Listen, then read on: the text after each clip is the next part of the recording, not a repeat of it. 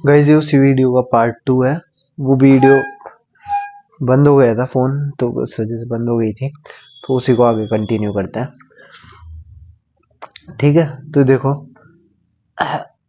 अपन क्या करते हैं, हर के अलग अलग इन सब के जो एड्रेस है ना 58 का, जैसे 1008, वो सारे के सारे इधर लिखते हैं।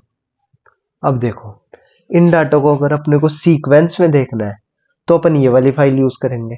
डायरेक्ट सीक्वेंस में देखेंगे, इनके एड्रेस अलग अलग है पर सीक्वेंस में चलेगा, ये एक देखे फिर अगला देखे अगला देखे। ठीक है, डायरेक्ट देखना है तो अपन हैशिंग यूज करेंगे। ठीक है, अब आता है तीसरा, इंडेक्स सीक्वेंशियल फाइल ऑर्गेनाइजेशन। इसके अंदर क्या है, इसके अंदर एक कनेक्ट होता है, मतलब ये फाइल भी होती है, ये फाइल भी होती है, तो ये दोनों टेबल कनेक्ट रहती है। मतलब ये 1008 इससे कनेक्ट, 1004 इससे कनेक्ट, 1009 इससे कनेक्ट, ऐसे सब कनेक्टेड रहते हैं। ये दोनों टेबल होती है। इस टेबल को बोलते हैं अपन इंडेक्स टेबल, इस टेबल को अपन बोलते हैं डेटा टेबल। ठीक है, तो इंडेक्स सीक्वेंसर फाइल में क्या है, अगर अपने को सीक्वेंस वाइज देखना है, ऐसे देखना है, तो अपन ये वाला टेबल यूज कर लेंगे। अगर अपने को उससे देखना है, किससे, डायरेक्ट तरीके से देखना है, तो अपन ये वाला टेबल यूज कर लेंगे।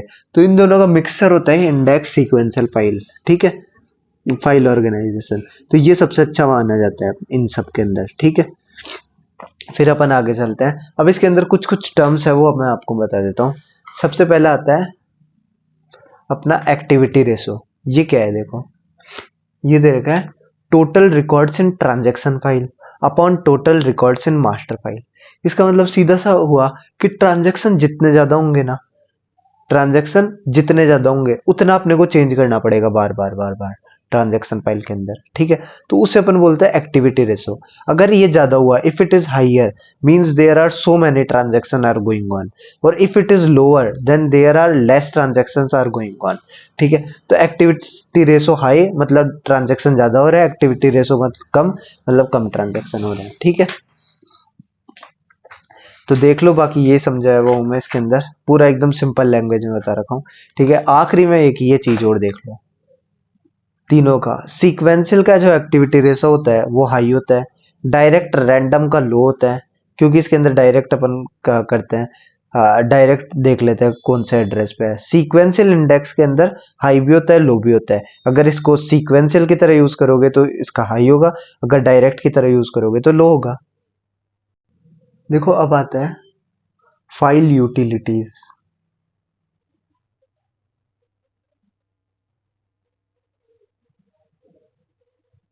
एक सेकेंड, हाँ, फाइल यूटिलिटीज। तो इसका मतलब क्या है, इसका मतलब एक फाइल अपनों ने बना ली टेबल के अंदर डाल के। ठीक है, अब आप उसके अंदर क्या क्या काम कर सकते हो। फॉर एग्जाम्पल लेट्स से आप OLX की वेबसाइट पे गए। ठीक है, अब वहां पे आपके फिल्टर्स वगैरह आते हैं, अलग अलग चीज आती है ना, ऊपर की साइड फिल्टर्स या फिर कुछ ऑप्शन चेंज करना है, क्या करना है। Booking.com में गए तो होटल्स की रेंज वगैरह सेट करनी है, अलग अलग चीज आती है। तो बेसिक यूटिलिटीज जो कि सबके अंदर होनी चाहिए वो कौन कौन सी है। पहली है सॉर्टिंग यूटिलिटी। आप सॉर्ट करते हो ना, जैसे प्राइस हाई टू लो होने चाहिए, लो टू हाई होने चाहिए, है ना, वो हो गया सॉर्टिंग। ठीक है, सर्चिंग यूटिलिटी, आपको क्या सर्च करना है OLX पे, कार सर्च करनी है तो कार से रिलेटेड आ जाएगी। ठीक है, मर्जिंग यूटिलिटी, है ना, मर्जिंग यूटिलिटी मतलब दो चीजों को एक साथ मर्ज करके, जैसे आप सोशल ब्लेड एक वेबसाइट जानते होंगे, यूट्यूब की है, तो उसमें दो चैनल को आपको कंपेयर करना है तो मर्ज करोगे आप, तो मर्जिंग यूटिलिटी। चौथा है कॉपिंग यूटिलिटी, आप कोई कंटेंट कॉपी कर रहे हो उस फाइल के अंदर से, इतना डेटा मुझे कॉपी करना है, तो वो हो गया कॉपिंग यूटिलिटी। प्रिंटिंग यूटिलिटी, प्रिंट करना है। मेंटेनिंग यूटिलिटी, मेंटेन करना है। अपन इसके बारे में देखते हैं। सबसे पहले स्टार्ट करते हैं सॉर्टिंग यूटिलिटी। अब देखो सॉर्टिंग यूटिलिटी अपन बात कर रहे हैं, इसका सिंपल सा एक एग्जांपल दे रखा है। सॉर्ट करने के लिए अपने को की चाहिए जो कि यूनिक होनी चाहिए, जो मैं पिछली वीडियो में बताया था आपको। ठीक है, तो दो टाइप की होती है, एक होती है प्राइमरी की, एक होती है सेकेंडरी की, है ना। तो ये एग्जांपल है प्राइमरी की का, ये एग्जांपल है सेकेंडरी की का, है ना।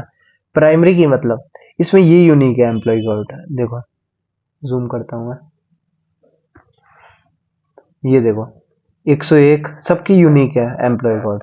तो इससे अपन सॉर्ट कर सकते हैं। सबसे पहले 101 वाला आ गया, फिर 123, फिर 124, 176, 178, एक तरीके से असेंडिंग टू डिसेंडिंग सॉर्ट हो रखा है। तो ये हो गया प्राइमरी की, है ना। अब मैं बताता हूँ सेकेंडरी की बात, ठीक है, देखना गौर से। इसमें डिपार्टमेंट कोड है प्राइमरी की, पर प्राइमरी की भी देखो सेम है 1 1 1। तो अपने को इन तीनों से भी सॉर्ट करना है, तो कैसे करेंगे, इधर 2 2 इधर 3 3। तो इन तीनों में भी अगर अपने को सॉर्ट करना है, अगर प्राइमरी की भी सेम आ जाए तो अपन जाते हैं सेकेंडरी की तरफ। अब 1 1 1 इन तीनों में 3 रोल नंबर दे रखे, 3 कोड दे रखे थे, 124 178 230। तो इसको सॉर्ट कर लेंगे अपन, 124 वाला पहला डिपार्टमेंट कोड 1 में, फिर 178 वाला, फिर 213 वाला, फिर इधर की चलेंगे अपन 2 कोड वाले पे। फिर 2 कोड वाले को ही देखोगे, केवल 101 176, तो इनको सॉर्ट कर लेंगे। फिर 3 वाले को सॉर्ट कर लेंगे। तो पहले अपन इस तरीके से सॉर्ट करेंगे, डिपार्टमेंट कोड यानी प्राइमरी की के हिसाब से, फिर अपन सेकेंडरी की के हिसाब से सॉर्ट करेंगे, ठीक है। दूसरा है सर्चिंग यूटिलिटी, ये अपन अभी पढ़ के आए हैं जस्ट। अगर आपको सीक्वेंशियल में सर्च करना है तो एक एक सर्च करो, मैच करते जाओ की को।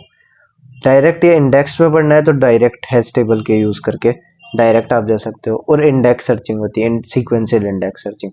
तो वो सारी सर्चिंग थी जो अपन पढ़े थे, ठीक है। फिर आता है मर्जिंग यूटिलिटी, है ना।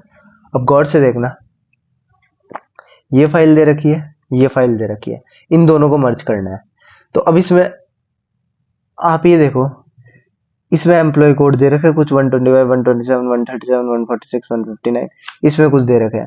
दोनों को अपन एक जगह ले आएंगे, ये सारे नंबर एक जगह लिख लो, ये सारे नंबर एक जगह लिख लो, फिर उसको सॉर्ट कर लो, बस सिंपल सी बात है।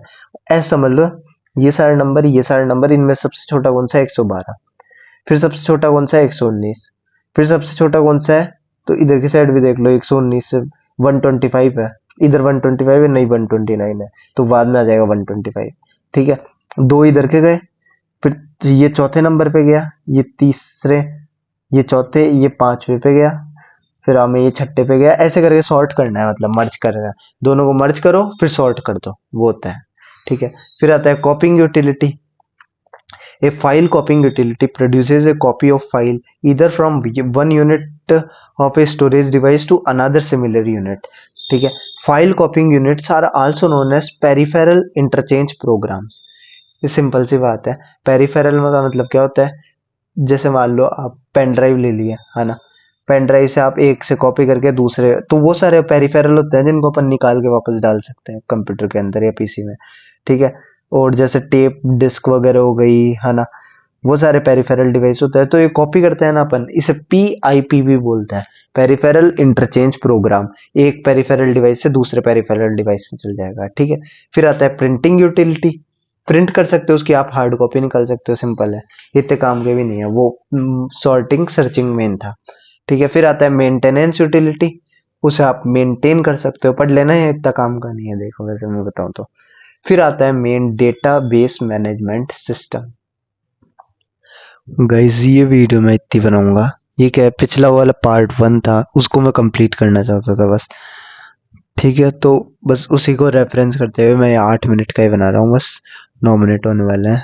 तो अगली वीडियो मैं लंबी बनाऊंगा, लगभग 40 मिनट के आसपास की, उसमें मैं शायद ये पूरा कवर कर दूंगा। तो thank you and have a nice day. ये वीडियो इतनी है आज।